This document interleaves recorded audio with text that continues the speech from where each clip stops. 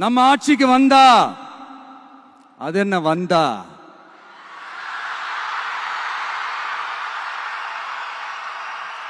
வருவோம். மக்கள் கண்டிப்பா நம்மள வர வைப்பாங்க. மக்களுக்கான ஆட்சியை மக்களே விரும்பி வர வைக்கத்தானே செய்வாங்க. அப்படி மக்களால் அமைக்கப்பட போற நம்ம ஆட்சியில நம்ம என்ன செய்ய போறோம்ன்றது அதுக்கான அந்த தேர்தல் அறிக்கையில அதுக்கான விளக்கத்தை டெஃபினட்டா கொடுப்போம். பட் அதுக்கு முன்னாடி ஒரு சின்னதா லைட்டா நான் கொஞ்சம் அதை சொல்லணும்னு ஆசைப்படுறேன். எல்லாருக்கும் நிரந்தரமான வீடு இருக்கணும்.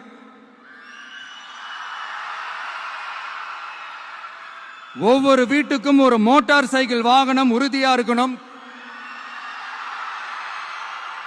காரும் தான் லட்சியம். அதுக்கான வசதி வாய்ப்பை உருவாக்குற அளவுக்கு பொருளாதார வளர்ச்சிக்கு வழியை உண்டாக்கணும். ஒவ்வொரு வீட்டில் இருக்கிற ஒவ்வொருத்தரும் மினிமம் டிகிரி படிச்சிருக்கணும்.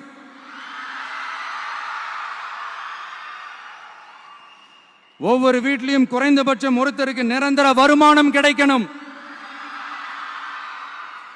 அதுக்கான வேலை வாய்ப்பை உருவாக்கணும். அதுக்கு தகுந்த மாதிரி கல்வியில பாடத்திட்டத்தில் சீர்திருத்தம் செய்யணும்.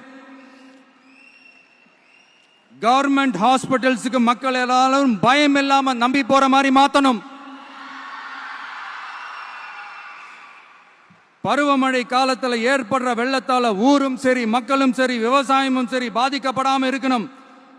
அதுக்கு 4000 கோடி திட்டம்னு ஒரு உருட்டுனாங்களே,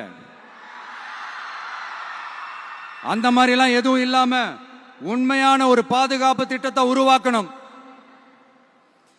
மீனவர்களோட, தொழிலாளர்களோட, நெசவாளர்களோட, அரசு ஊழியர்கள் மற்றும் ஆசிரியர்களோட கருத்து கேட்டு அவங்களுக்கான பாதுகாப்பு மற்றும் வளர்ச்சி திட்டங்களை உருவாக்கணும். உருவாக்குறது மட்டும் இல்ல, அதை செயல்படுத்தணும். முக்கியமா இண்டஸ்ட்ரியல் டெவலப்மெண்ட்ஸ்ல கான்சென்ட்ரேட் பண்ணணும். எல்லாத்தையும் விட ரொம்ப ரொம்ப முக்கியம், சட்டம் ஒழுங்க ரொம்ப ஸ்ட்ரிக்டா வச்சிருக்கணும். நம்மளுடைய அம்மா, அக்கா, தங்கச்சிகள், அவங்களுடைய பிள்ளைகள், குழந்தைகள் எல்லாருக்கும் பாதுகாப்பை, அதுவும் உண்மையான ஸ்ட்ராங்கான பவர்ஃபுல்லான பாதுகாப்பை உண்டாக்கணும்.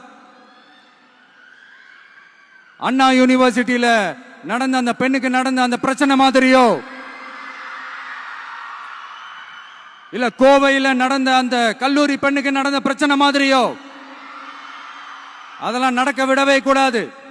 நம்ம வீட்டு பெண்கள் ஸ்ட்ராங்கா, பயமே இல்லாம தைரியமா இருக்கணும்.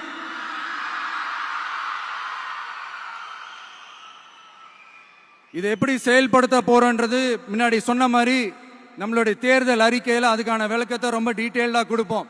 நான் சும்மா மற்றவங்க மாதிரி அவங்கள மாதிரி எல்லாத்தையும் அடிச்சு விட்டுட்டு ஏமாத்துற வேலையெல்லாம் இங்க கிடையாது நம்ம கிட்ட.